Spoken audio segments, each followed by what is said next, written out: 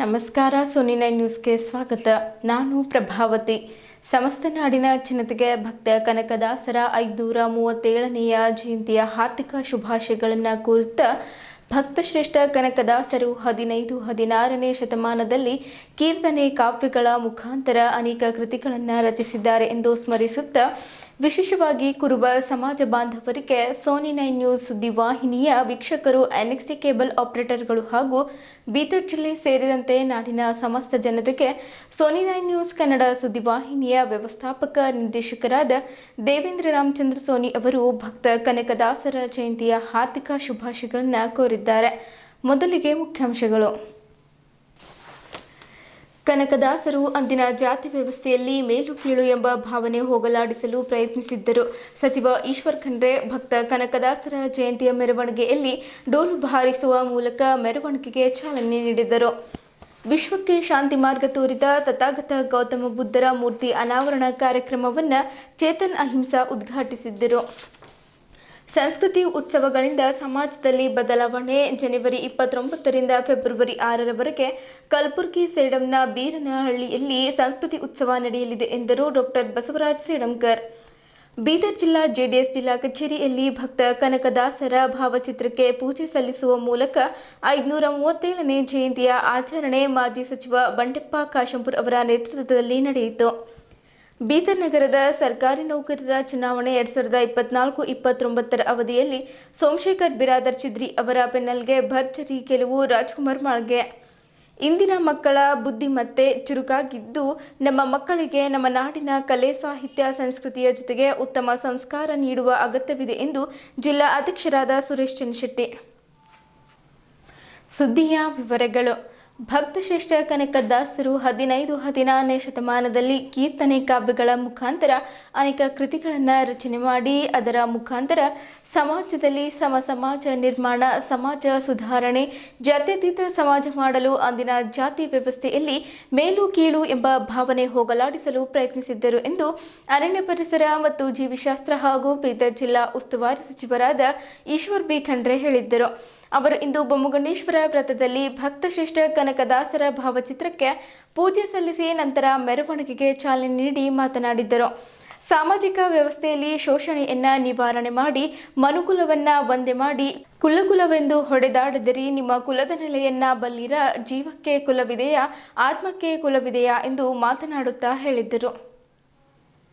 ಕಾರ್ಯಕ್ರಮಕ್ಕೂ ಮುಂಚೆ ಭಕ್ತಶ್ರೇಷ್ಠ ಕನಕದಾಸರ ಭಾವಚಿತ್ರದ ಮೆರವಣಿಗೆಯು ಬಸವೇಶ್ವರ ವೃತ್ತ, ಭಗತ್ ಸಿಂಗ್ ವೃತ್ತ, ಅಂಬೇಡ್ಕರ್ ವೃತ್ತ, ಹರಳಯ್ಯ ವೃತ್ತ, ರೋಟರಿ ವೃತ್ತ ಮಾರ್ಗವಾಗಿ ರಂಗಮಂದಿರದವರೆಗೆ ನಡೆಯಿತು.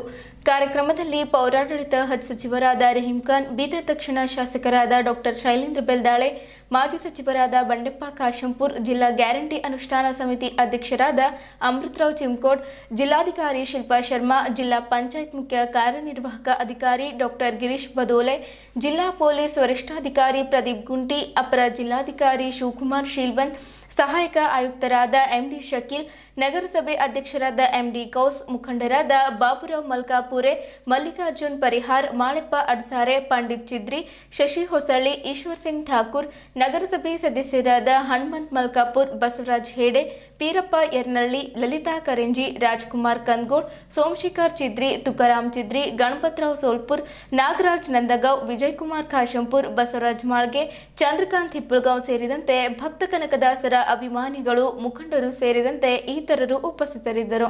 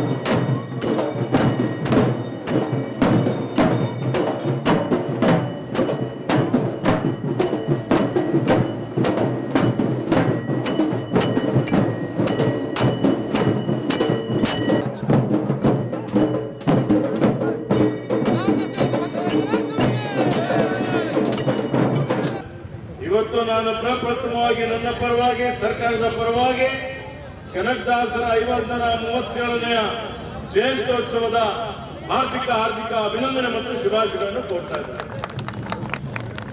ಏನು 15ನೇ ಶತಮಾನದಲ್ಲಿ ಭಕ್ತ ಶ್ರೇಷ್ಠ ಕನಕದಾಸರವರು ಅವರ ಕೀರ್ತನೆಗಳ ಮುಖಾಂತರ, ಅವರ ಕಾವ್ಯಗಳ ಮುಖಾಂತರ ಅವರೇನು ಇವತ್ತು ರಾಮಚರಿತ್ರ ಧ್ಯಾನ ಅನೇಕ ಕೃತಿಗಳ ರಚನೆ ಮಾಡಿ ಅದರ ಮುಖಾಂತರ ಸಮಾಜದಲ್ಲಿ ಒಂದು ಸಮಾಜ ನಿರ್ಮಾಣ ಮಾಡಬೇಕು, ಪರಿವರ್ತನೆ ಮಾಡಬೇಕು, ಜಾತ್ಯತೀತ ಸಮಾಜ ನಿರ್ಮಾಣ ಮಾಡಬೇಕು ಅನ್ನುವಂಥದ್ದು. ಅಂದಿನ ಜಾತ್ಯ ವ್ಯವಸ್ಥೆಯಲ್ಲಿ ಮೇಲು ಕೀಳೆಂಬ ಎನ್ನುವ ಭಾವನೆ ಇತ್ತು. ಇವತ್ತಲ್ಲಿ ತಳ ಸಮುದಾಯದವರಿಗೆ, ಶೋಷಿತರಿಗೆ ಯಾವ ರೀತಿಯಲ್ಲಿ ಮೌಢ್ಯತೆ ಆಧಾರದ ಮೇಲೆ ಇವತ್ತು ಸಾಮಾಜಿಕ ವ್ಯವಸ್ಥೆಯಲ್ಲಿ ಶೋಷಣೆ ಆಗ್ತಾ ಇತ್ತು, ಅನ್ಯಾಯ ಆಗ್ತಾ ಇತ್ತು.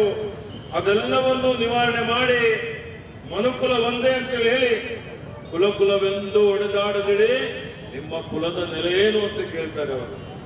ನಿಮ್ಮ ಇವತ್ತು ಜೀವಕ್ಕೆ ಕುಲ ಇದೆಯಾ ಅನ್ನುವಂತ ಮಾತನ್ನು ಕೇಳ್ತಾರೆ, ನಿಮ್ಮ ಆತ್ಮಕ್ಕೆ ಕುಲ ಇದೆಯಾ ಅನ್ನುವಂತ ಮಾತನ್ನು ಕೇಳ್ತಾರೆ.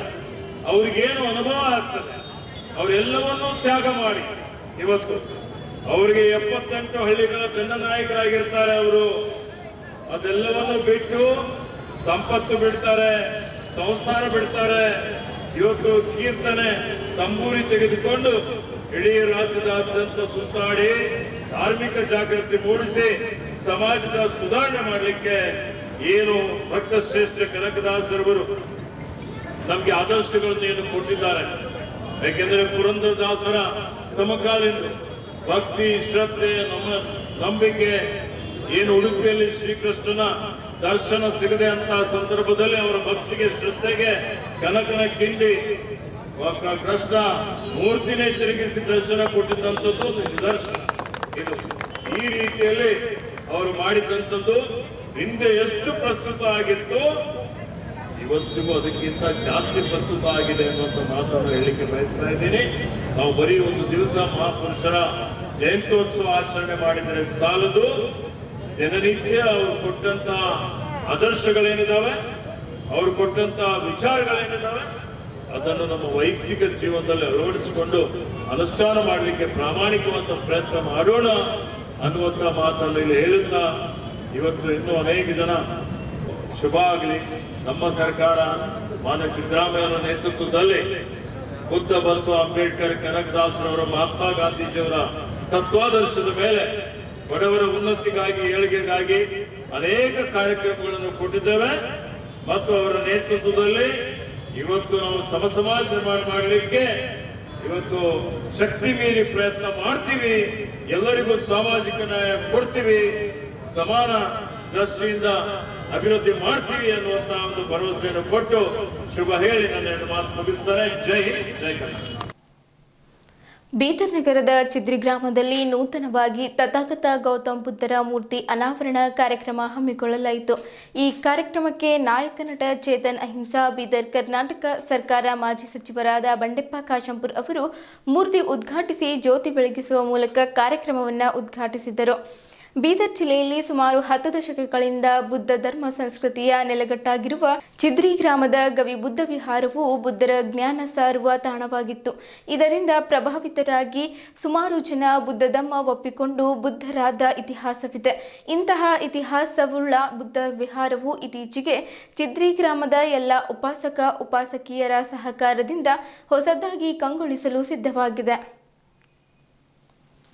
ವಿಶ್ವಕ್ಕೆ ಶಾಂತಿ ಮಾರ್ಗ ತೋರಿದ ತಥಾಗತ ಗೌತಮ್ ಬುದ್ಧರ ಮೂರ್ತಿ ಅನಾವರಣ ಕಾರ್ಯಕ್ರಮವನ್ನು ಬಿ ಶ್ಯಾಮ್ ಸುಂದರ್ ಭವನ ಸಮಿತಿ ಚಿದ್ರಿ ವತಿಯಿಂದ ಬೀದರ್ ಜಿಲ್ಲೆಯಲ್ಲಿ ಸುಮಾರು 10 ದಶಕಗಳಿಂದ ಬುದ್ಧ ಧರ್ಮ ಸಂಸ್ಕೃತಿಯ ನೆಲೆಗಟ್ಟಾಗಿರುವ ಚಿದ್ರಿ ಗ್ರಾಮದ ಗವಿ ಬುದ್ಧ ವಿಹಾರವು ಬುದ್ಧರ ಜ್ಞಾನ ಸಾರುವ ತಾಣವಾಗಿತ್ತು. ಇದರಿಂದ ಪ್ರಭಾವಿತರಾಗಿ ಸುಮಾರು ಜನ ಬುದ್ಧ ಧರ್ಮ ಒಪ್ಪಿಕೊಂಡು ಬೌದ್ಧರಾದ ಇತಿಹಾಸವಿದೆ. ಇಂತಹ ಇತಿಹಾಸವುಳ್ಳ ಬುದ್ಧ ವಿಹಾರವು ಇತ್ತೀಚೆಗೆ ಚಿದ್ರಿ ಗ್ರಾಮದ ಎಲ್ಲ ಉಪಾಸಕ ಉಪಾಸಕಿಯರ ಸಹಕಾರದಿಂದ ಹೊಸದಾಗಿ ಕಂಗೊಳಿಸಲು ಸಿದ್ಧವಾಗಿದೆ. ಅಲ್ಲದೆ ವಿಹಾರದಲ್ಲಿಯ ಅರಳಿ ಮರದ ಕೆಳಗೆ ನಿರ್ಮಾಣವಾಗಿರುವ ಬುದ್ಧರ ಮೂರ್ತಿಯಿಂದ ವಿಹಾರ ಇನ್ನೂ ಹೆಚ್ಚು ಕಂಗೊಳ್ಳುತ್ತಿದೆ. ಹಳೆಯ ಬುದ್ಧ ವಿಹಾರದ ದುರಸ್ತಿಯ ಕಾರ್ಯ ಮುಗಿದಿತ್ತು ಮತ್ತು ಹೊಸದಾಗಿ ನಿರ್ಮಾಣವಾಗಿರುವ ಬೌದ್ಧ ಮೂರ್ತಿಯನ್ನು ಅನಾವರಣಗೊಳಿಸಲಾಯಿತು. ಈ ಸಂದರ್ಭದಲ್ಲಿ ಬುದ್ಧ ವಿಹಾರ ಅಣದೂರ್ನ ಪೂಜ್ಯ ಬಂತೆ ದಮ್ಮಾನಂದ ಮಹಾಥೇರೋ, ಚೇತನ್ ಬುದ್ಧ ವಿಹಾರ ಕೊಳೆಗಾಲ್, ಪೂಜ್ಯ ಬಂತೆ ಮನೋರಖಿತ, ಬುದ್ಧ ವಿಹಾರ ಅಣದೂರ್ ಬಂತೆ ಜ್ಞಾನ ಸಾಗರ್, ಬುದ್ಧ ವಿಹಾರ ಮೈಸೂರು ಬಂತೆ ಡಾಕ್ಟರ್ ಕಲ್ಯಾಣ ಶ್ರೀ, ಬಿ ಶ್ಯಾಮ್ ಸುಂದರ್ ಭವನ ಚಿದ್ರಿ ರಜನೀಶ್ ಮುದಾಳೆ, ಬಿ ಶ್ಯಾಮ್ ಸುಂದರ್ ಭವನ ಚಿದ್ರಿ ಸಿದ್ಧಾರ್ಥ್ ಮನೆ, ನಾಯಕ ನಟ ಚೇತನ್ ಅಹಿಂಸಾ, ಮಾಜಿ ಸಚಿವರು ಬೀದರ್ ಕರ್ನಾಟಕ ಸರ್ಕಾರ ಬಂಡೆಪ್ಪ ಕಾಶಂಪುರ್, ನಗರಸಭೆ ಅಧ್ಯಕ್ಷರಾದ ಎಂಡಿ ಗೌಸ್, ಕೆಎಯ ಸಹಾಯಕ ಆಯುಕ್ತರಾದ ಖಾಜಾ ಖಲಿ ಉಲ್ಲಾಸ್, ಪೌರಾಯುಕ್ತ ನಗರಸಭೆ ಶಿವರಾಜ್ ರಾಥೋಡ್, ಸ್ಥಾಯಿ ಸಮಿತಿ ಅಧ್ಯಕ್ಷರಾದ ಪ್ರಶಾಂತ್ ದೊಡ್ಡಿ, ತಾಲೂಕಾ ಅಧ್ಯಕ್ಷರು ಗ್ಯಾರಂಟಿ ಯೋಜನೆಯ ಮಹಮ್ಮದ್ ರಿಯಾಜ್, ಸದಸ್ಯರು ನಗರಸಭೆ ಇಂದುಮತಿ ಚಿದ್ರಿ, ಮಾಜಿ ಸೈನಿಕರು, ಸಮಾಜ ಸೇವಕರು, ಬಿಎಸ್ಐ ಬೀದರ್ ಸೂರ್ಯಕಾಂತ್ ಬಾವಿದೊಡ್ಡಿ, ಎಸ್ಸಿ ವಿಭಾಗ ಅಧ್ಯಕ್ಷರು ಜೆಡಿಎಸ್ ಬೀದರ್ ದೇವೇಂದ್ರ ಆರ್ ಸೋನಿ ಸೇರಿದಂತೆ ಇತರರು ಉಪಸ್ಥಿತರಿದ್ದರು. ಅದಕ್ಕೆ ಸಿಂಹ ಹೇಳುತ್ತೆ ಅದು ನೀಲಿ ಬಣ್ಣದಲ್ಲಿದೆ, ಕತ್ತೆ ಒಪ್ಪುದಿಲ್ಲ. ಆಕಾಶ ಕಪ್ಪು ಬಣ್ಣದಲ್ಲಿದೆ, ನೀನು ಸುಳ್ಳು ಹೇಳ್ತಾ ಇದೀಯಾ? ಇಲ್ಲ, ರಾಜನ ಮುಂದೆ ಸಿಂಹ ಹೇಳುತ್ತೆ, ನೋಡಿ ಮಹಾರಾಜರೇ, ಈ ಕತ್ತೆ ನನ್ನನ್ನ ಒಂದು ಪ್ರಶ್ನೆ ಕೇಳ್ತು, ಆಕಾಶ ಯಾವ ಕಲರ್ ಇದೆ? ಎಲ್ಲರ ಹೃದಯದಲ್ಲೂ ನಾಟಿರುವಂತದ್ದು. ಕೇವಲ ನಮ್ಗೆ ಸಂತೋಷದ ಬದುಕು ಬೇಕು ಅಂದ ತಕ್ಷಣ ಬರಲ್ಲ, ಏನನ್ನ ಮಾಡಬೇಕು ಅನ್ನೋದ ಬುದ್ಧರವರು ತುಂಬಾ ಪ್ರೀತಿಪೂರ್ವಕವಾಗಿ ತಿಳಿಸ್ಕೊಟ್ಟಿದ್ದಾರೆ. ಅದು ಎಷ್ಟು ವಿಶಿಷ್ಟವಾದಂತಹ 7 ನಿಯಮಗಳನ್ನ ನಿಮ್ಗೆ ಕಥಾ ಮೂಲಕ ಬಿಡಿಸಿ ಹೇಳ್ತೇನೆ. ತಾವೆಲ್ಲರೂ ಕೂಡ ಮನೋಗತ ಮಾಡ್ಕೊಳ್ಳಿ. ಅನ್ಯರ ನ್ಯೂನ್ಯತೆಗಳಿಗೆ ಪೂರ್ಣರಾಗಿರಿ. ಅಂತ ಹೇಳಿ ಆಡ್ಕೋಬೇಡ್ರಿ. ನಿಮ್ಮನ್ನ ನೀವು ನೋಡಿಷ್ಟು ಸುಂದರವಾಗಿದ್ಯಾ, ಹೂಗಳ ರಾಜ ನೀನು, ಆದ್ರೆ ನಿನ್ ಜೊತೆ ಮುಳ್ಳಿದ್ರೆ ಚೆನ್ನಾಗಿರ್ತಿತ್ತು ಅಂತ. ಹಾಗೆ ಸಮುದ್ರದ ಬಳಿ ತೃತೀಯಾಂಪಿ ಬುದ್ಧಂ ಶರಣಂ ಗಚ್ಛಾಮಿ ತೃತೀಯಂಪಿ ಧಮ್ಮಂ ಶರಣಂ ಗಚ್ಛಾಮಿ ತೃತೀಯಾಂಪಿ ಬುದ್ಧಂ ಶರಣಂ ಗಚ್ಛಾಮಿ ತೃತೀಯಂಪಿ ಧಮ್ಮಂ ಶರಣಂ ಗಚ್ಛಾಮಿ ತೃತೀಯಾಂಪಿ ಧಮ್ಮಂ ಶರಣಮನಿ ಸಿಕ್ಖಾಪದಂ ಸಮಾಧಿಯಾಮಿ ಸಿಕ್ಖಾಪದಂ ಸಮಾಧಿಯಾಮಿ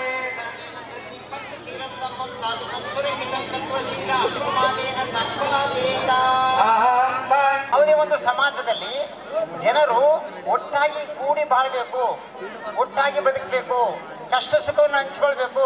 ಇಂತಹ ಪರಿಸ್ಥಿತಿ ಭಾರತದಲ್ಲಿ ಇದೆಯಾ? ಭಾರತದಲ್ಲಿ ಜಾತೀಯತೆ ಇರುವುದರಿಂದ ಸಮಾಜ ಅನ್ನೋದೇ ಇಲ್ಲ. ಭಾರತದಲ್ಲಿ ಸಮಾಜವನ್ನು ಕಟ್ಟಬೇಕು ಅಂತ ಹೇಳಿದ್ರೆ, ಎಂಥ ಸಮಾಜವನ್ನು ಕಟ್ಟಬೇಕು ಅಂದ್ರೆ ಬುದ್ಧರ ಸಮಾಜವನ್ನು ಸ್ಥಾಪನೆ ಮಾಡುವುದರ ಮೂಲಕ ಭಾರತದಲ್ಲಿ ಒಂದು ಸುಖಿ ರಾಜ್ಯವನ್ನು ಕಟ್ಟಬೇಕು ಅಂತ ಮಹತ್ವಾಕಾಂಕ್ಷೆ. ಅದರೊಂದು ಮಾತು ಹೇಳ್ತಾರೆ, ಯಾಕೆ ಭಾರತದಲ್ಲಿ ಸಮಾಜ ಇಲ್ಲ ಅಂತ ಹೇಳಿದ್ರೆ, the very existence of the caste system is the denial of democracy. ಭಾರತದಲ್ಲಿ ಜಾತೀಯತೆ ಇರೋದ್ರಿಂದ ಭಾರತದಲ್ಲಿ ಸಮಾಜವೇ ಇಲ್ಲ. ಭಾರತದಲ್ಲಿ ಸಮಾಜ ಇಲ್ಲ ಅಂದ್ರೆ ಪ್ರಜಾಪ್ರಭುತ್ವ ಇಲ್ಲ. ಈ ಪ್ರಜಾಪ್ರಭುತ್ವವನ್ನು ಮತ್ತೆ ವಾಪಸ್ ತರಬೇಕು. ಏನು ಪ್ರಜಾಪ್ರಭುತ್ವ? ಭಾರತದ ಸಂವಿಧಾನದಲ್ಲಿ ಬಾಬಾ ಸಾಹೇಬ್ರ great constitutionalist, we the people of India, ಭಾರತೀಯರಾದ ನಾವುಗಳು ಇವತ್ತು ಭಾರತದ ಸಂವಿಧಾನವನ್ನ sovereign power, supreme power, Mysuru ಮಹಾರಾಜನಿಗೆ ಏನು ಅಧಿಕಾರ ಇದೆಯೋ ಎಲ್ಲ ಅಧಿಕಾರವನ್ನು ಕೂಡ ಜನಸಾಮಾನ್ಯರು ಕೊಟ್ಟಿದ್ದಾರೆ. ಸಮಾಜವಾದಿ, ಜಾತ್ಯತೀತ, ಧರ್ಮ ನಿರಾಪೇಕ್ಷ, ಹಿಂದೂ ಮುಸ್ಲಿಂ ಕ್ರೈಸ್ತರೆಲ್ಲರೂ ಒಂದೇ ಭಾರತ ಮಂದಿರ ಅಂತ ಒಂದು ಬುನಾದಿಯನ್ನು ಹಾಕಿ ಸಾಮಾಜಿಕ ನ್ಯಾಯ, ಸ್ವಾತಂತ್ರ್ಯ, ಸಮಾನತೆ, ಭಾತೃತ್ವವನ್ನು ಒಳಗೊಂಡಿರ್ತಕ್ಕಂಥ ಒಂದು ಭವ್ಯವಾದಂಥ ಒಂದು ಭವ್ಯ ಡೆಮಾಕ್ರೆಟಿಕ್ ಸಂವಿಧಾನವನ್ನು ಭಾರತಕ್ಕೆ ನಮಗೆ ಕೊಟ್ಟಿದ್ದಾರೆ. ಬಾಬಾ ಸಾಹೇಬ್ ಅಂಬೇಡ್ಕರ್ ಅವರು ಮಾನವ ಹಕ್ಕುಗಳನ್ನ ಘೋಷಣೆ ಮಾಡಿದ್ದಾರೆ. ಈ ಹಿನ್ನೆಲೆಯಲ್ಲಿ ಅವರ ಬಗ್ಗೆ, ಅವರ ಜೀವನ ಚರಿತ್ರೆಯನ್ನು ಓದಬೇಕು, ತಾಯಿ ತಂದೆಗಳ ಅವ್ರ ಬಗ್ಗೆ ತಿಳ್ಕೊಳ್ಬೇಕು, ಮಕ್ಕಳನ್ನ ಅಂಬೇಡ್ಕರ್ ರೀತಿಯಲ್ಲಿ ಓದಿಸ್ಬೇಕು, ಇಂಗ್ಲೀಷ್ ಭಾಷೆ ಕಲಿಬೇಕು, ಮಾತೃಭಾಷೆ ಚೆನ್ನಾಗಿ ಕಲಿಬೇಕು. ನೀವು ಯಾವುದೇ ಭಾಷೆ ಇರಲಿ, ಕನ್ನಡ ಇರಲಿ, ತಮಿಳು ಇರಲಿ, ತೆಲುಗು ಇರಲಿ, ಉರ್ದು ಇರಲಿ, ಮಾತೃಭಾಷೆ ಜೊತೆಗೆ ಇಂಗ್ಲೀಷ್ ಭಾಷೆ ಚೆನ್ನಾಗಿ ಕಲಿಬೇಕು. ಯಾರು ಇಂಗ್ಲೀಷನ್ನ ಚೆನ್ನಾಗಿ ಮಾತಾಡ್ತೀರೋ ಅವರು ಅಂಬೇಡ್ಕರ್ ಜೊತೆ ಮಾತನಾಡ್ಬೋದು ಬಂಧುಗಳೇ. ಹೀಗಾಗಿ ಸಂವಿಧಾನದ ಇಂಪಾರ್ಟೆಂಟ್ ಬಗ್ಗೆ ಹೇಳಕ್ ಇಷ್ಟಪಡ್ತೀನಿ. ಏನಂತ ಹೇಳಿದ್ರೆ ಎಲ್ಲರೂ ಹೇಳ್ತಾರ, ದೇವ್ರ ದೊಡ್ಡ, ಸಂವಿಧಾನ ದೊಡ್ಡದ್ರಿ. ದೇವ್ರ ದೊಡ್ಡ, ಸಂವಿಧಾನ ದೊಡ್ಡದು. ಸ್ವಲ್ಪ ಜೋರ್ಸಿ ಹೇಳ್ರಿ. ಸಂವಿಧಾನ ದೊಡ್ಡದು. ಯಾರು ಹಿಂಗೆ ಪರ್ಸನಲ್ ತಗೋಬೇಡ್ರಿ. ಒಂದು ರೀಸೆಂಟ್ಲಿ ಏನೇ ಜಗಳ ಆಯ್ತು ಅಂತ ಹೇಳಿದ್ರೆ ಕೋರ್ಟಿಗೆ ಹೋಗಿದ್ದಿರ್ತಾರೆ. ಸೊ ದೇವ್ರಿಗೆ ನ್ಯಾಯ ಬೇಕಾಗಿತ್ತು ರಾಮ ಮಂದಿರ ಕಟ್ಲಕ್ಕ. ಎಲ್ಲಿ ಹೋದ್ರಿ? ಸಂವಿಧಾನ ಬಲ್ಲಿ ಹೋದ್ರು, ಕೋರ್ಟಿಗೆ ಹೋದ್ರು. ಅದ್ರ ಕಡೆ ಇದು ಶಿಕ್ಷಣದ ಮಹತ್ವ ಅದ. ಧರ್ಮ ಗ್ರಂಥ ಎಷ್ಟು ಇಂಪಾರ್ಟೆಂಟ್ ಅದ, ನಮ್ಮ ಸಂವಿಧಾನ ಅಷ್ಟೇ ಇಂಪಾರ್ಟೆಂಟ್ ಅದ. ಅದನ್ನ ತಿಳ್ಕೊಂಡು ನಡೀರಿ. ರೀಸೆಂಟ್ ಆಗಿ ನಮ್ಮ ಒಡಗೊಂದ್ ಒಳಗೆ ಇಡೀ ನಮ್ಮ ಡಿಸ್ಟ್ರಿಕ್ಟ್ ಒಳಗೆ ಅತ್ಯಂತ ದೊಡ್ಡದಿದ್ದ ಬುದ್ಧ ಮೂರ್ತಿದ ಅನಾವರಣ ಮಾಡೋರಿದ್ದೇವೆ. ಎಲ್ಲರಿಗೂ ಇವಾಗ ಇನ್ವಿಟೇಷನ್ ಕೊಡ್ತೇನೆ. ನಂದು 2 ಮಾತು ಮುಗಿಸ್ತೀನಿ. ಇವತ್ತು ನಮ್ಮ ಸಂವಿಧಾನ ಇಡೀ ವಿಶ್ವದಲ್ಲೇ ಯಾವುದರ ಒಂದು ದೇಶದ ಶ್ರೇಷ್ಠ ಸಂವಿಧಾನ ಇದ್ರೆ ಅದು ಬಾಬಾ ಸಾಹೇಬ್ ಅಂಬೇಡ್ಕರ್ ನಿರ್ಮಿಸಿದಂತ ನಮ್ಮ ಭಾರತದ ಸಂವಿಧಾನ. ಇವತ್ತು ಆ ಸಂವಿಧಾನ ಅಡಿಯಲ್ಲಿ ಎಲ್ಲರೂ ಸಮಾನತೆ. ಇವತ್ತು ನಮ್ಮ ಹನುಮ ರೆಡ್ಡಿ ಅವರು CBI ಕುಂತಾರ. ಅವ್ರು ಎಲ್ಲಿ ಬೇಕಲ್ಲಿ ಲಾಠಿ ಹೊಡಿಲಕ್ ಬರಲ್ಲ. ಏನು ಸಂವಿಧಾನದಲ್ಲಿ ಹೇಳ್ಯದ ಹೆಂಗ್ ಮಾಡ್ಬೇಕು ಹೆಂಗಿಲ್ಲ ಅಂತೇಳಿ. ಇವತ್ತು ನಾವು ಲೀಡರ್ಗಳಿದ್ದೇವೆ ಅಂದ್ರೆ ಎಲ್ಲಿ ಬೇಕಲ್ಲಿ ಹೆಂಗ್ ಬೇಕಂಗ್ ಭಾಷಣ ಮಾಡಕ್ ಬರಲ್ಲ. ಫ್ರೀಡಮ್ ಆಫ್ ಸ್ಪೀಚ್ ಇದೆ, ಆದ್ರೆ ಸಂವಿಧಾನ ಅಡಿಯಲ್ಲೇ ಮಾತಾಡ್ಬೇಕು ನಾವು, ಸಂವಿಧಾನ ಅಡಿಯಲ್ಲೇ ಕೆಲಸ ಮಾಡ್ಬೇಕು ನಾವು. ಸಂವಿಧಾನ ಎಲ್ಲಕ್ಕಿಂತ ಶ್ರೇಷ್ಠ ಇದೆ. ಹಾಗಾಗಿ ನಾನು ಯಾವಾಗೂ ಹೇಳ್ತಾ ಇರ್ತೀನಿ, ಚೇತನ್ ಅವರೇ, ಹಳ್ಳಿ ಕಡೆ ಹೋದಾಗ ಎಲ್ಲ ನೋಡಿ, ಬಾಬಾ ಸಾಹೇಬ್ ಅಂಬೇಡ್ಕರ್ ಅವರು ಹುಟ್ಟಿದಾಗ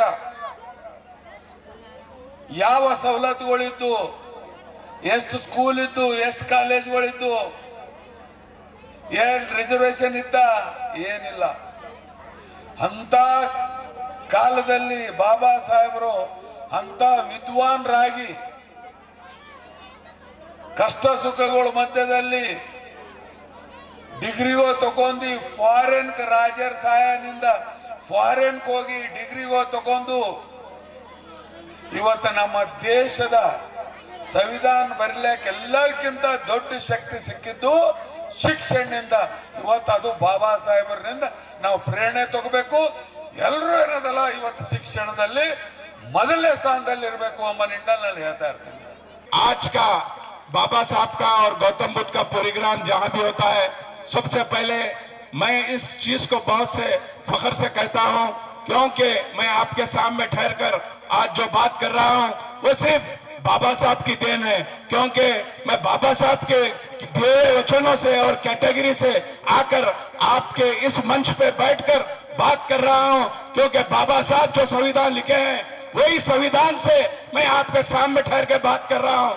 और वैसे ही आप भी वो खुशकिस्मत है जो कि बाबा साहब के दिए वचनों से आज आप हम इस मंच पर बैठकर बात करने का जो मौका मिला है, और आज जो ड्रेसिंग कर आप बैठे हैं, बाबा साहब को कितना भी कहे तो कम है, क्योंकि बाबा साहब की वजह से आज इस देश में हमको हर जगह बात करने का जो मौका मिल रहा है। और गौतम बुद्ध के सिद्धांत जो रखे हैं, पूजा जी जो बता रहे हैं, हम इस चीजों को भूल गए हैं और हम सिर्फ फिल्म, मोबाइल और उन चीजों में लगे हुए हैं, क्योंकि उस चीजों को भूलकर हमको जो हमारे बताए हुए वचनों पर चलना है। क्योंकि बहुत जरूरी है, जैसे कि बंडापा साहब बता रहे थे, बच्चों का एजुकेशन बहुत जरूरी है। गवर्नमेंट में हमको इतने फैसिलिटी रहने के बाद आज हमारे बच्चे होटलों में, पान डब्बों पे और कई जगह ऑटो चला रहे हैं। मैं नहीं कहता, ये बच्चों का भविष्य बहुत बड़ा है। आज ये बच्चों को इस मंच पर बैठकर वचन लेना चाहिए कि आने वाले दिनों पे सिर्फ बाबा साहब के वचनों के ऊपर हम चलेंगे, क्योंकि बहुत जरूरी है। बाबा साहब ने इतनी मेहनत कर अपने बच्चों को त्याग कर उन्होंने एजुकेशन पढ़कर हमारे लिए अपनी हर खुशी कुर्बान की, मगर हम उनके लिए एक बात नहीं कर सक रहे।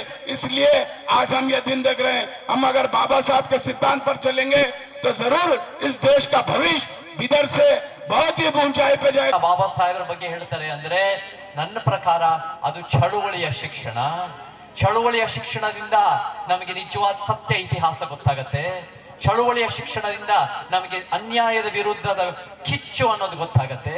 ಚಳುವಳಿಯ ಶಿಕ್ಷಣದಲ್ಲಿ ನಮಗೆ ಉತ್ತಮ ಸಮಾಜ ಕಟ್ಟಬೇಕಾಗಿರೋ ವಿಚಾರಗಳು ಗೊತ್ತಾಗತ್ತೆ. ಸೊ ಆ ನಿಟ್ಟಿನಲ್ಲಿ ಚಳುವಳಿಯ ಶಿಕ್ಷಣ ನಿಮ್ಮ ಮಕ್ಕಳಿಗೆ ಪರಿಚಯಿಸಬೇಕು. ಚಳುವಳಿಯ ಶಿಕ್ಷಣದಿಂದ ನಾವು ಉತ್ತಮ ಸಮಾಜ ಕಟ್ಟಬಹುದು. ಆ ಚಳುವಳಿಯ ಶಿಕ್ಷಣದಲ್ಲಿ ಏನೇನಿದೆ ಅಂದ್ರೆ ಬೀದರ್ ಅಂದ್ರೆ ಇದು ಅದ್ಭುತವಾದ ಇತಿಹಾಸದ ನಾಡಿದು.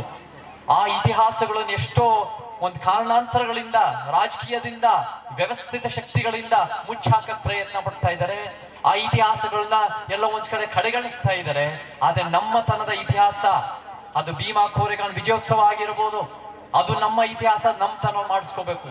ಅದೇ ರೀತಿಯಲ್ಲಿ ಅನೇಕ ಇತಿಹಾಸಗಳು ಇಲ್ಲಿ ಬೀದರ್ನಲ್ಲಿ ಬಹಮನಿಯ ಇಲ್ಲೇ ಒಂದು ಬೀದರ್ ಫೋರ್ಟ್ ಇದೆ. ಮತ್ತೆ ಅದೇ ತರ ಕರೇಜ್ ಅನ್ನೋದು ಒಂದು ಸುರಂಗ ಬಾವಿಗಳಿದೆ. ಅದೇ ತರ ಗವಾನ್ ಅವರ ಒಂದು ಯೂನಿವರ್ಸಿಟಿ ಇದೆ. ಮತ್ತೆ ಬಸವ ಕಲ್ಯಾಣ ಇದೆ ಬೀದರ್ನಲ್ಲಿದೆ. ಇದೆಲ್ಲ ಕೂಡ ನಮ್ಮ ಇತಿಹಾಸ. ಮತ್ತೆ ಹಾಗೇನೆ ನಮಗೆ ಇದೇ ಪಕ್ಕದಲ್ಲಿ ಚಿತ್ತಾಪುರ್ನಲ್ಲಿ ಸನ್ನತಿ ಅನ್ನೋದಿದೆ. ಸನ್ನತಿಗೋಸ್ಕರ ಪಾದಯಾತ್ರೆ ಅನ್ನೋದು ಕೂಡ, ಅದರ ಏಳಿಗೆಗೋಸ್ಕರ ಪಾದಯಾತ್ರೆ ಮಾಡೋದು ಶುರುವಾಗಿದೆ. ನಾವೇನ್ ಕೇಳ್ತೀವಿ ಅಂದ್ರೆ ನಮ್ಮ ಇತಿಹಾಸಗಳ ಬಗ್ಗೆ ಓದೋದು, ತಿಳ್ಕೊಳ್ಳೋ ಜೊತೆ ಸರ್ಕಾರದ ಮೇಲೂ ಅದನ್ನ ರಕ್ಷಣೆ ಮಾಡಿ ಅದನ್ನ ಬೆಳೆಸಕ್ಕೋಸ್ಕರ ನಾವು ಕೂಡ ಒತ್ತಡ ಹಾಕ್ಬೇಕು.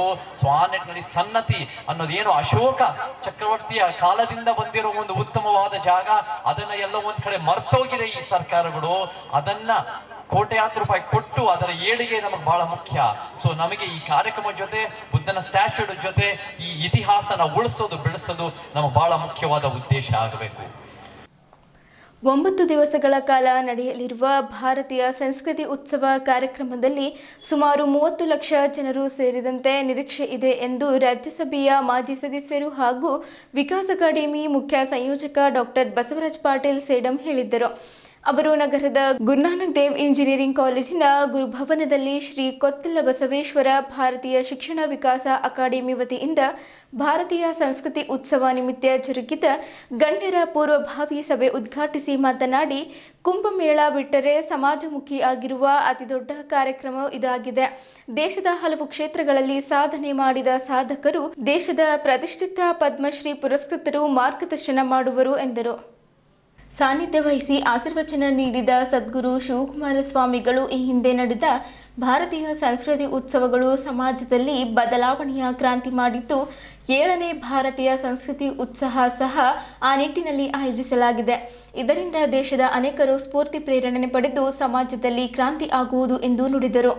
ನಾಡೋಜ ಡಾಕ್ಟರ್ ಬಸವಲಿಂಗ ಪಟ್ಟದೇವರು ಮಾತನಾಡಿ, ಈ ಹಿಂದೆ ನಡೆದ 5 ಉತ್ಸವಗಳಲ್ಲಿ ನಾನು ಭಾಗವಹಿಸಿದ್ದೇನೆ. ದೇಶದ ಅನೇಕ ಭಾಗಗಳಿಂದ ಸಾಧಕರು ಕಾರ್ಯಕ್ರಮದಲ್ಲಿ ಉಪಸ್ಥಿತರಿದ್ದು ಪ್ರೇರಣೆ ನೀಡುವರು. ಹಾಗಾಗಿ 7ನೇ ಭಾರತೀಯ ಸಂಸ್ಕೃತಿ ಉತ್ಸವದಲ್ಲೂ ತಾವೆಲ್ಲರೂ ಭಾಗವಹಿಸಿ ಕಾರ್ಯಕ್ರಮ ಯಶಸ್ವಿ ಮಾಡಲು ತಿಳಿಸಿದ್ದರು. ಬೀದರ್ ನಗರದ ಅಭಿವೃದ್ಧಿ ಪ್ರಾಧಿಕಾರದ ಅಧ್ಯಕ್ಷರಾದ ಬಸವರಾಜ ಶೆಟ್ಟಿ ಮಾತನಾಡಿ, ನಮ್ಮ ಕಲ್ಯಾಣ ಕರ್ನಾಟಕ ಭಾಗದ ಅಭಿವೃದ್ಧಿ ವಿಕಾಸಕ್ಕಾಗಿ ಆಯೋಜಿಸಲಾದ ಈ ಕಾರ್ಯಕ್ರಮದಲ್ಲಿ ಎಲ್ಲರೂ ಭಾಗವಹಿಸಿ ಇದರ ಲಾಭ ಪಡೆಯಬೇಕು ಎಂದು ತಿಳಿಸಿದ್ದರು. ಹುಲ್ಸೂರು ಶಿವಾನಂದ ಮಹಾಸ್ವಾಮಿಗಳು ಮಾತನಾಡಿದ್ದರು. ಪ್ರಾಸ್ತಾವಿಕವಾಗಿ ಮಾತನಾಡಿದ ವಿಕಾಸ್ ಅಕಾಡೆಮಿ ಜಿಲ್ಲಾ ಸಂಚಾಲಕ ರೇಣುಸಿದ್ದಪ್ಪ ಜಲಾದೆ, ಕಲ್ಯಾಣ ಕರ್ನಾಟಕ ಸಮಗ್ರ ವಿಕಾಸದ ಹಿನ್ನೆಲೆಯಲ್ಲಿ ವಿಕಾಸ್ ಅಕಾಡೆಮಿ ಕಳೆದ 20 ವರ್ಷಗಳಿಂದ 9 ಕ್ಷೇತ್ರಗಳಲ್ಲಿ 7 ಜಿಲ್ಲೆಗಳ 48 ತಾಲೂಕುಗಳಲ್ಲಿ ಜಿಲ್ಲಾ ತಾಲೂಕು ಹಂತದಲ್ಲಿ 23 ಜನರ ತಂಡ ಇದ್ದು ಕೃಷಿ, ಉದ್ಯೋಗ, ಶಿಕ್ಷಣ ಕ್ಷೇತ್ರದಲ್ಲಿ ಕಾರ್ಯನಿರ್ವಹಿಸುತ್ತಿದೆ. 6,000 ಮಹಿಳೆಯರಿಗೆ ಹೊಲಿಗೆ, ಕಸೂತಿ ತರಬೇತಿ ನೀಡಲಾಗಿದೆ. ಕೃಷಿಯಲ್ಲಿ ಸಾವಯವ ಕೃಷಿ, ಗೋ ಆಧಾರಿತ ಕೃಷಿ ಕುರಿತು ತರಬೇತಿ ಕಾರ್ಯಗಳು ನಡೆದಿದೆ. ಜೊತೆಗೆ ಡಾಕ್ಟರ್ ಗುರುರಾಜ್ ಕರಜಗಿ ಅವರ ನೇತೃತ್ವದಲ್ಲಿ 4 ಬಾರಿ ಪ್ರಾಥಮಿಕ ಹಾಗೂ ಪ್ರೌಢಶಾಲೆ ಶಿಕ್ಷಕರಿಗೆ ಸೃಜನಾತ್ಮಕ ಬೋಧನೆ ಕುರಿತು ತರಬೇತಿ ನೀಡಲಾಗಿದೆ. 2025 ಜನವರಿ 29ರಂದು ಫೆಬ್ರವರಿ 6ರವರೆಗೆ ಕಲಬುರಗಿ ಜಿಲ್ಲೆಯ ಸೇಡಂನ ಬೀರನಹಳ್ಳಿಯಲ್ಲಿ ನಡೆಯುವ 7ನೇ ಭಾರತೀಯ ಸಂಸ್ಕೃತಿ ಉತ್ಸವ ಕಾರ್ಯಕ್ರಮಕ್ಕೆ ಬೀದರ್ ಜಿಲ್ಲೆಯಿಂದ 3 ಲಕ್ಷಕ್ಕೂ ಹೆಚ್ಚು ಜನ ಭಾಗವಹಿಸಲಿದ್ದಾರೆ ಎಂದು ತಿಳಿಸಿದ್ದರು. ಗುರುದ್ವಾರ ಪ್ರಬಂಧಕ ಸಮಿತಿ ಹಾಗೂ ಗುರುನಾನಕ ಶಿಕ್ಷಣ ಸಂಸ್ಥೆ ಅಧ್ಯಕ್ಷರಾದ ಡಾಕ್ಟರ್ ಬಲ್ಬೀರ್ ಸಿಂಗ್ ಸಭೆಯ ಅಧ್ಯಕ್ಷತೆ ವಹಿಸಿದ್ದರು. ಭಾತಮ್ರ ಹಾಗೂ ಬಸವ ಮುಕ್ತಿ ಮಂದಿರದ ಶಿವಯೋಗೇಶ್ವರ ಮಹಾಸ್ವಾಮಿಗಳು, ಮುಚ್ಚಳಂಬ ಪ್ರಣವಾನಂದ ಮಹಾಸ್ವಾಮಿಗಳು, ಬೀದರ್ ರಾಮಕೃಷ್ಣ ವಿವೇಕಾನಂದ ಆಶ್ರಮದ ಜ್ಯೋತಿರ್ಮಯಾನಂದ ಸ್ವಾಮೀಜಿಗಳು, ಬೀದರ್ ಚಿದಂಬರ ಆಶ್ರಮದ ಗಣೇಶಾನಂದ ಸ್ವಾಮೀಜಿಗಳು, ಬಸವ ಸೇವಾ ಪ್ರತಿಷ್ಠಾನದ ಅಕ್ಕ ಗಂಗಾಂಬಿಕೆ, ಬೀದರ್ ವಿಶ್ವವಿದ್ಯಾಲಯದ ಕುಲಪತಿ ಪ್ರೊಫೆಸರ್ BS ಬಿರಾದರ್, ಧಾರವಾಡ ಕರ್ನಾಟಕ ವಿಶ್ವವಿದ್ಯಾಲಯದ ವಿಶ್ರಾಂತ ಕುಲಪತಿ ಪ್ರೊಫೆಸರ್ BG ಮೂಲಿಮನಿ, ವಿಕಾಸ್ ಅಕಾಡೆಮಿಯ ಜಿಲ್ಲಾ ಅಧ್ಯಕ್ಷ ಕರ್ನಲ್ ಶರಣಪ್ಪ ಶಿಕೆನ್ಪುರೆ, ಶಾಹೀನ್ ಶಿಕ್ಷಣ ಸಂಸ್ಥೆಯ ಜಿಲ್ಲಾಧ್ಯಕ್ಷ ಡಾಕ್ಟರ್ ಅಬ್ದುಲ್ ಖದೀರ್ ವೇದಿಕೆ ಮೇಲಿದ್ದರು. ಇದೇ ವೇಳೆ 7ನೇ ಭಾರತೀಯ ಸಂಸ್ಕೃತಿ ಉತ್ಸವದ ಆಮಂತ್ರಣ ಪತ್ರಿಕೆ ಹಾಗೂ ಕರಪತ್ರಗಳನ್ನು ಪೂಜ್ಯರು ಹಾಗೂ ಗಣ್ಯರು ಬಿಡುಗಡೆಗೊಳಿಸಿದ್ದರು. ವಿಕಾಸ್ ಅಕಾಡೆಮಿ ಜಿಲ್ಲಾ ಸಂಯೋಜಕ ಬಸವರಾಜ್ ಅಷ್ಟಗಿ ಕಾರ್ಯಕ್ರಮ ನಿರೂಪಿಸಿದ್ದರು. ವಿಕಾಸ್ ಅಕಾಡೆಮಿ ನಗರ ಸಂಚಾಲಕ ಕಾಮಶೆಟ್ಟಿ ಚಿಗ್ಬಸೆ ಬಂಧಿಸಿದ್ದರು. ಇಂಟರ್ನ್ಶಿಪ್ ಮಾಡ್ಲಾಗ್ತದೆ ನಮ್ಮಲ್ಲಿ ಕ್ಯಾಮ್ರಾ ನಾವು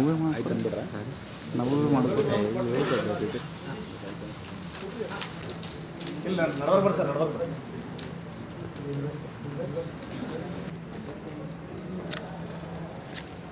ಚಪ್ಪಾಳೆ ತಟ್ರಿ.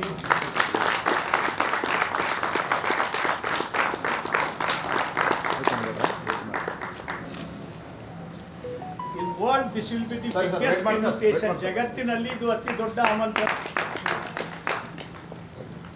ಸರ್ ವೇಟ್ ಮಾಡಿ.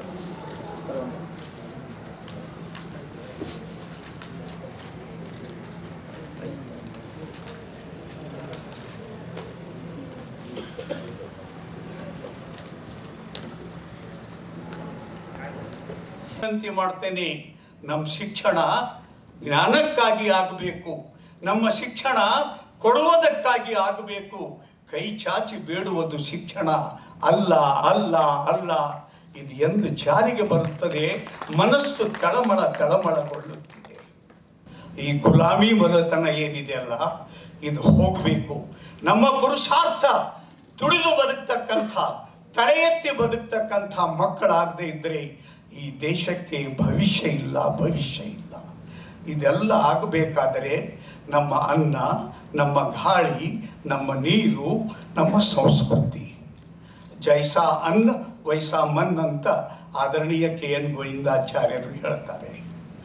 ಕೈಸಾ ಅನ್ನ ಖಾತೆ high 85% of this country people will eat most poisonous food. What we drink, it came in the parliament. 78% drinking water is impure. Similarly, 75% drinking milk is impure. Suddha ಹಾಲ್ ಇಲ್ಲ, ಶುದ್ಧ ನೀರಿಲ್ಲ, ಶುದ್ಧ ಅನ್ನ ಇಲ್ಲ. ಎಷ್ಟೇ ಆಗಲಿ ಸುಧಾರಿಸಿತು. ಜಗತ್ತನ್ನು ಯಾರು ಸುಧಾರಿಸಿಲ್ಲ, ಇದು ಸುಧಾರಿಸಂಗಿಲ್ಲ. ಇದು ಪಕ್ಕ ತಿಳ್ಕೋರಿ ನೀವು. ಎಲ್ಲರೂ ಬಂದೋಗ್ಯಾರ. ಮಹಾತ್ಮ ಬಂದರು, ಗಾಂಧಿ ಬಂದ, ಯೇಸು ಕ್ರಿಸ್ತ ಬಂದ, ಮೊಹಮ್ಮದ್ ಬಂದ, ಎಲ್ಲರೂ ಬಂದಾರ, ಹೋಗ್ಯಾರ. ನಾವು ಹೇಗಿದ್ದೇವೆ ಹಾಗೆ ಇದ್ದೇವೆ. ಅದ್ರಾಗ ಏನು ಆಗೋದಿಲ್ಲ. ಆಗ್ತದೆ ಸ್ವಲ್ಪ ಪ್ರಭಾವಿತ ಕಾಲಕ್ಕೆ ನಾಲ್ಕು ಚಲ ಅಂತೆ. ಮತ್ತು ನಮ್ಮ ಸ್ವಭಾವನೆ ಅದೇ ಅದ. ಪರಂತು ನಮ್ಮ ಪ್ರಯತ್ನ ಬಿಡಬಾರ್ದು. ಯಾರು ಆಗ್ಯಾರ ಇಲ್ಲ ಅಂತ ಅಲ್ಲ, ನಮ್ಮ ಪ್ರಯತ್ನ ಮಾಡ್ತಾನೆ ಇರಬೇಕು. ಅದಕ್ಕೆ ಗುರು ಕರ್ಮ ಇವತ್ತು ಸ್ಮಾತ್ವ ಶಾಸ್ತ್ರ ಹೇಳ್ತದೆ. ಸದಾ ಕಾರ್ಯವನ್ನು ಮಾಡ್ತಾನೆ ಇರು. ಆ ಕಾರ್ಯವನ್ನು ಅವರು ಬಹಳ ಮುತುವರ್ಜಿ ವಹಿಸಿ ಮಾಡ್ತಾ ಇದ್ದಾರೆ.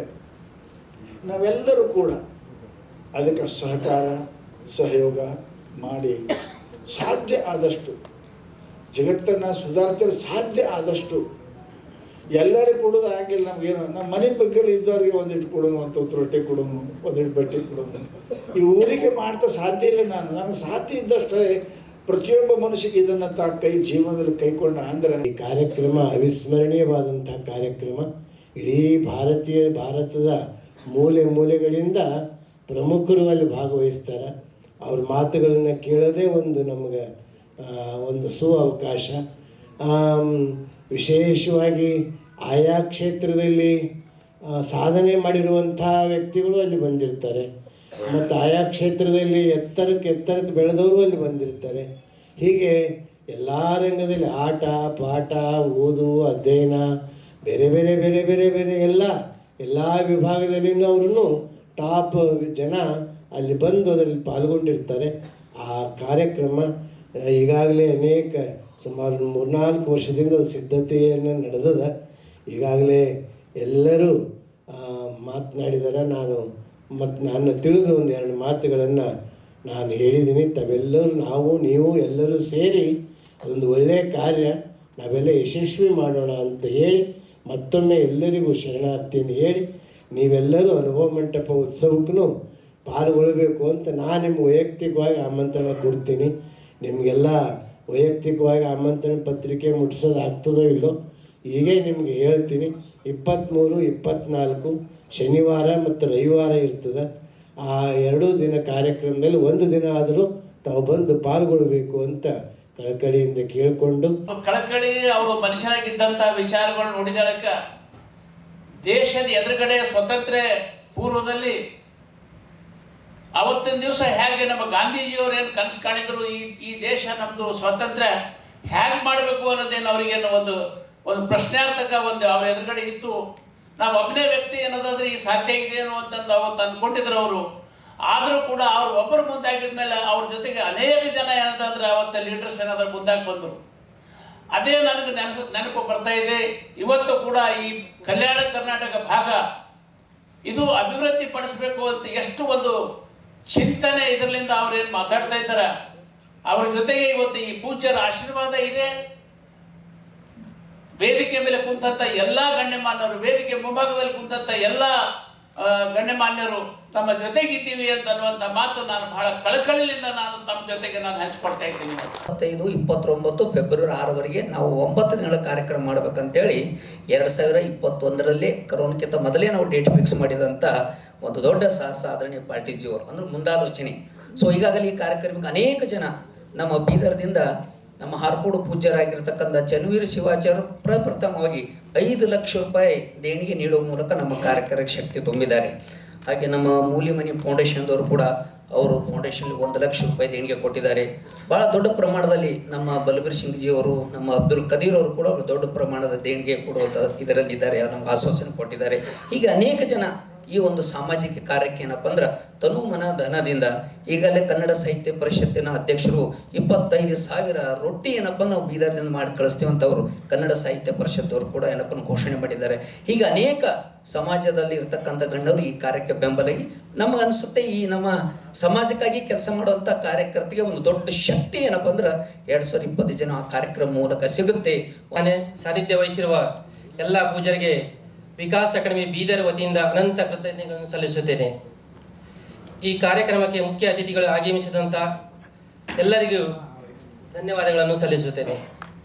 ಈ ಕಾರ್ಯಕ್ರಮದ ಅಧ್ಯಕ್ಷ ವಹಿಸಿರುವ ಶ್ರೀ ಆದರಣೀಯ ಬಲವೀರ್ ಸಿಂಗ್ ಸರ್ ಅವರಿಗೆ ನಮ್ಮ ಬೀದರ್ ವಿಕಾಸ್ ಅಕಾಡೆಮಿ ವತಿಯಿಂದ ತುಂಬ ಹೃದಯದ ಧನ್ಯವಾದಗಳನ್ನು ಸಲ್ಲಿಸುತ್ತೇನೆ. ಇಂದಿನ ಸಭೆಗೆ ತಮ್ಮ ಬಿಡುವಿಲ್ಲದ ಸಮಯದಲ್ಲಿಯೂ ಸಭೆಗೆ ಬಂದು ಕಾರ್ಯಕ್ರಮವನ್ನು ಯಶಸ್ವಿಗೊಳಿಸಿದ ಎಲ್ಲರಿಗೂ ಹೃತ್ಪೂರ್ವಕವಾದ ಧನ್ಯವಾದಗಳನ್ನು ಸಲ್ಲಿಸುತ್ತೇನೆ.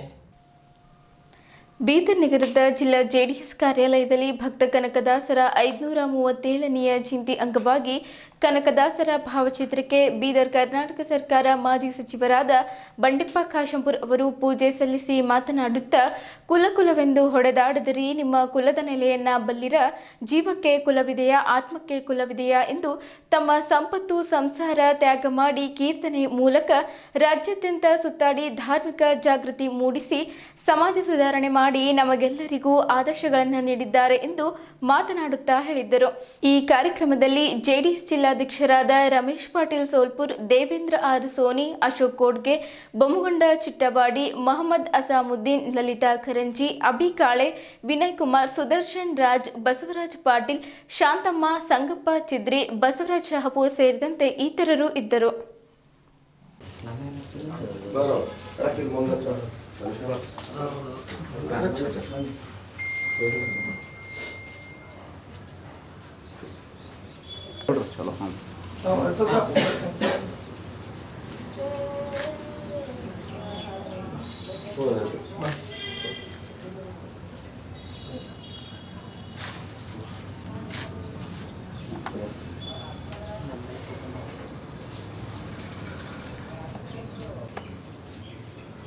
ದಾಸಶ್ರೇಷ್ಠ ಭಕ್ತ ಕನಕದಾಸರಿಗೆ ಜಯವಾಗಲಿ. ದಾಸಶ್ರೇಷ್ಠ ಭಕ್ತ ಕನಕದಾಸರಿಗೆ ಜಯವಾಗಲಿ. ದಾಸಶ್ರೇಷ್ಠ ಭಕ್ತ ಕನಕದಾಸರಿಗೆ ಜಯವಾಗಲಿ.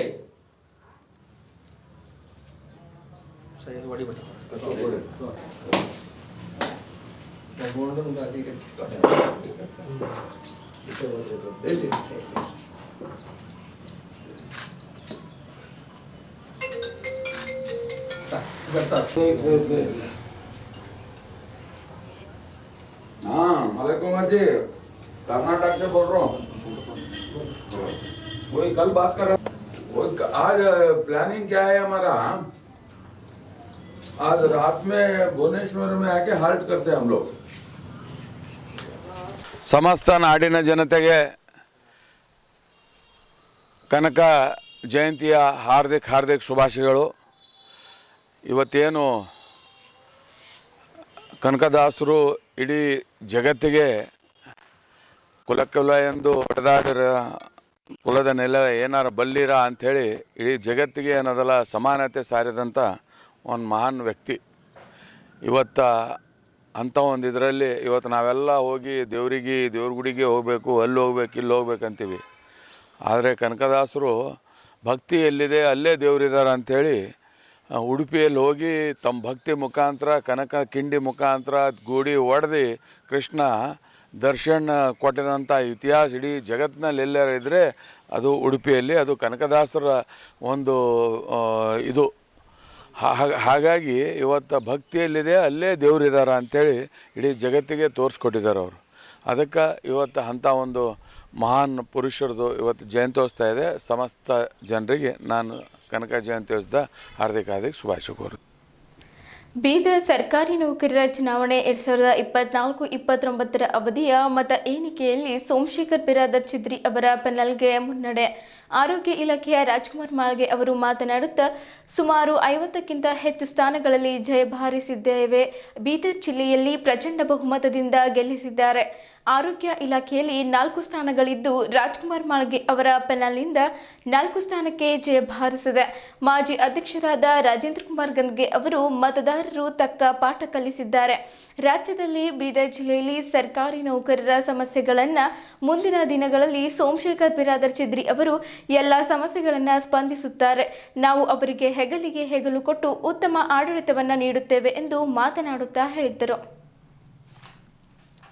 ಅದೇನೇ ಇದ್ದರೂ ತಾಲೂಕು ಅಧ್ಯಕ್ಷರುಗಳು ಹಾಗೂ ಈಗಾಗಲೇ ಅವಿರೋಧವಾಗಿ ಆಯ್ಕೆಯಾಗಿರುವವರು ಮತ್ತು ಇದೀಗ ಆಯ್ಕೆಯಾಗಿ ಘೋಷಣೆಯಾಗುವವರು ಯಾವ ಪೆನಲ್ನತ್ತ ತಮ್ಮ ಒಲವು ತೋರುತ್ತಾರೆ, ಯಾರನ್ನ ಅಧ್ಯಕ್ಷರನ್ನಾಗಿಸುತ್ತಾರೆ ಎಂಬುವುದು ಮುಂದಿನ ದಿನಗಳಲ್ಲಿ ನಡೆಯುವ ಬೆಳವಣಿಗೆಯ ಮೇಲೆ ನಿಂತಿದ್ದು, ಜಿಲ್ಲಾಧ್ಯಕ್ಷರ ಆಯ್ಕೆಯ ಚುನಾವಣೆ ಡಿಸೆಂಬರ್ 16ರಂದು ನಡೆಯಲಿದೆ. ರಾಜ್ಯ ಸರ್ಕಾರಿ ನೌಕರರ ಸಂಘದ ಜಿಲ್ಲಾ ಶಾಖೆಯ ಚುನಾವಣೆಯ ಮತದಾನ ಪ್ರಕ್ರಿಯೆ ಬಹುತೇಕ ಮುಗಿದು ಮತ ಎಣಿಕೆ ಜಯಗಳಿಸಿದವರ ಘೋಷಣೆ ಒಂದೊಂದಾಗಿ ನಡೆಯುತ್ತಿದ್ದ ತಡರಾತ್ರಿಯವರೆಗೆ ಎಲ್ಲವೂ ಸ್ಪಷ್ಟವಾಗಲಿದೆ ಎಂದು ಚುನಾವಣಾಧಿಕಾರಿಗಳಾದ ಬಸವಸ್ವಾಮಿ ಅವರು ತಿಳಿಸಿದ್ದಾರೆ. ಜಿಲ್ಲಾಧಿಕಾರಿ ಕಚೇರಿಯ ಕ್ಷೇತ್ರದಿಂದ ಅಮರೇಶ್ವರ, ತಹಶೀಲ್ ಕಚೇರಿ ಹಾಗೂ ಕ್ಷೇತ್ರ ಸಿಬ್ಬಂದಿ ಕ್ಷೇತ್ರದಿಂದ ಬಬ್ರುವಾಹನ ಹಾಗೂ ಕಂದಾಯ ಇಲಾಖೆಯ ಅಶ್ವಿನಿ ಆರ್ ಆಯ್ಕೆಯಾಗಿದ್ದಾರೆಂದು ಚುನಾವಣಾ ಅಧಿಕಾರಿಗಳ ಮೂಲಗಳು ತಿಳಿಸಿವೆ. ಪಶುಪಾಲನಾ ಮತ್ತು ಪಶುವೈದ್ಯ ಸೇವಾ ಇಲಾಖೆಯ ಸಂತೋಷ್, ಡೈಟನ್ ಯರ್ನಳ್ಳಿ ಕುಶಲರಾವ್, ಸಮಾಜ ಕಲ್ಯಾಣ ಇಲಾಖೆಯ ಸಿಂಧು ಎಚ್ಎಸ್, ಖಜಾನೆಯ ಪ್ರಭು, ಜಿಲ್ಲಾ ಪಂಚಾಯತ್ ಕೃಷ್ಣ, ಕೃಷಿ ಇಲಾಖೆಯ ವಿಜಯಕುಮಾರ್, ಗ್ರಾಮಾಭಿವೃದ್ಧಿ ದೇವಪ್ಪ, ಜಲಸಂಪನ್ಮೂಲ ಗಣಪತಿ, ಸಣ್ಣ ನೀರಾವರಿ ಸಂಜು ಡಾಕುಳುಗಿ ಅವರುಗಳು ಆಯ್ಕೆಯಾಗಿದ್ದಾರೆಂದು ತಿಳಿದುಬಂದಿದೆ. ಇನ್ನು ಗ್ರಂಥಾಲಯದ ಸಿದ್ಧಾರ್ಥ್ ಎ ಬಾವಿಕಟ್ಟೆ ಹಾಗೂ ಮಲ್ಲಿಕಾರ್ಜುನ್ ಅವರು ಮಧ್ಯ ಸಮಬಲದ ಸ್ಪರ್ಧೆ ನಡುವೆ ಇಬ್ಬರಿಗೂ ತಲಾ 14 ಮತಗಳು ಬಂದವು.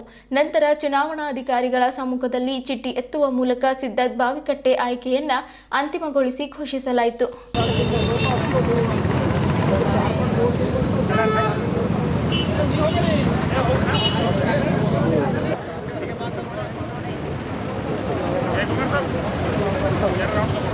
चलतो ना चलतो फोटो तो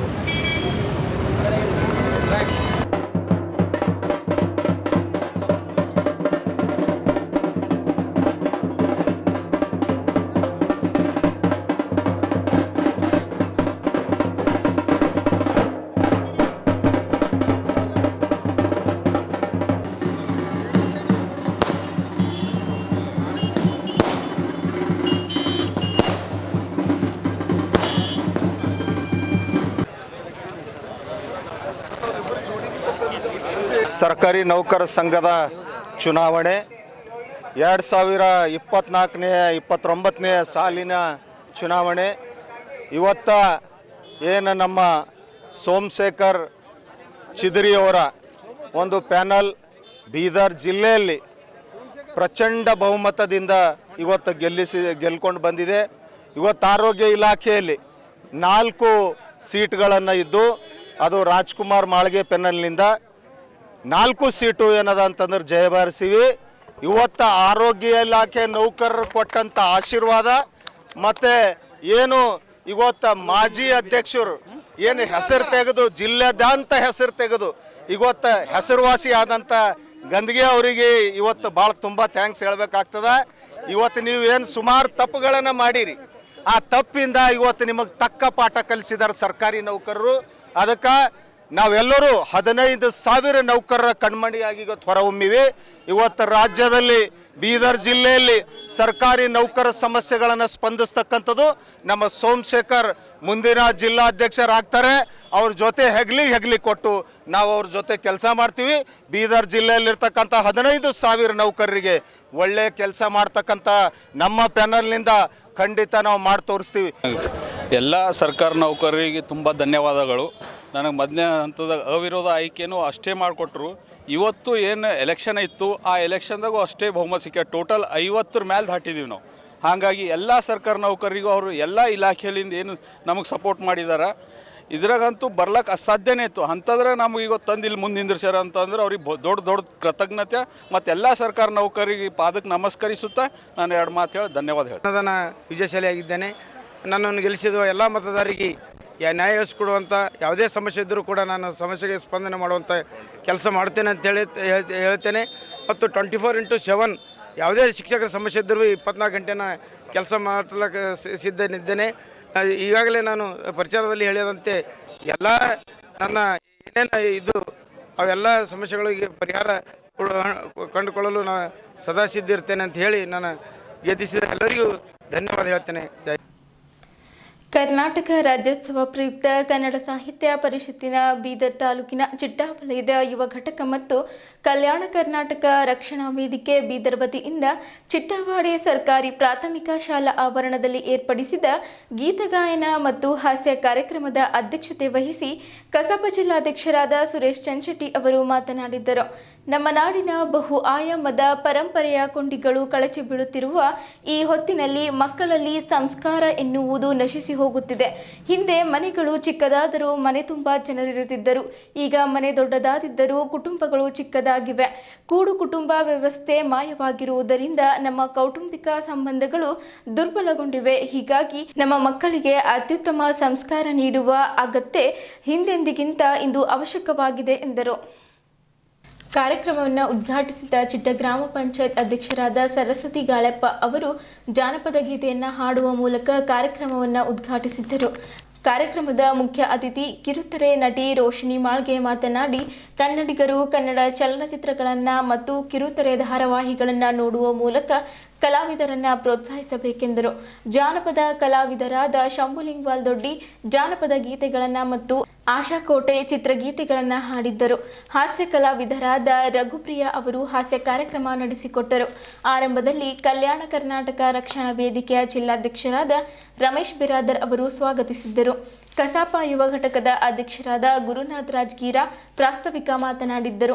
ವೀರೇಶ್ ಸ್ವಾಮಿ ನಿರೂಪಿಸಿದ್ದರು. ಕಸಾಪ ಚಿಟ್ಟ ವಲಯದ ಯುವ ಘಟಕದ ಅಧ್ಯಕ್ಷರಾದ ಆಕಾಶ್ ಕೋಟೆ ವಂದಿಸಿದ್ದರು. ಮುಖ್ಯ ಅತಿಥಿಗಳಾಗಿ ಕರ್ನಾಟಕ ರಾಜ್ಯ ವೈಜ್ಞಾನಿಕ ಸಂಶೋಧನಾ ಪರಿಷತ್ತಿನ ರಾಜ್ಯ ಸಂಚಾಲಕ ದಾನಿ ಬಾಬುರಾವ್, ಕಲ್ಯಾಣ ಕರ್ನಾಟಕ ರಕ್ಷಣಾ ವೇದಿಕೆಯ ರಾಜ್ಯಾಧ್ಯಕ್ಷ ಶಿವಕುಮಾರ್ ತುಂಗ, ಚಿಟ್ಟ ಗ್ರಾಮ ಪಂಚಾಯಿತಿ ಅಭಿವೃದ್ಧಿ ಅಧಿಕಾರಿ ಪವನ್ ಕುಮಾರ್, ಕಸಾಪ ಗೌರವ ಕಾರ್ಯದರ್ಶಿ ಶಿವಕುಮಾರ್ ಕಟ್ಟಿ ಉಪಸ್ಥಿತರಿದ್ದರು. ನೋಟ್ಬುಕ್ ವಿತರಣೆ ಜಿಲ್ಲಾ ಕಸಾಪ ಅಧ್ಯಕ್ಷರಾದ ಸುರೇಶ್ ಚಂಚೆಟ್ಟಿ ಅವರ ಜನ್ಮದಿನದ ಪ್ರಯುಕ್ತ ಯುವ ಘಟಕವು ಚಿಟ್ಟವಾಡಿ ಸರ್ಕಾರಿ ಶಾಲೆಯ ಮತ್ತು ಅಂಗನವಾಡಿ ಮಕ್ಕಳಿಗೆ ಉಚಿತ ನೋಟ್ಬುಕ್ ಮತ್ತು ಪೆನ್ಗಳನ್ನು ವಿತರಿಸಿದ್ದರು.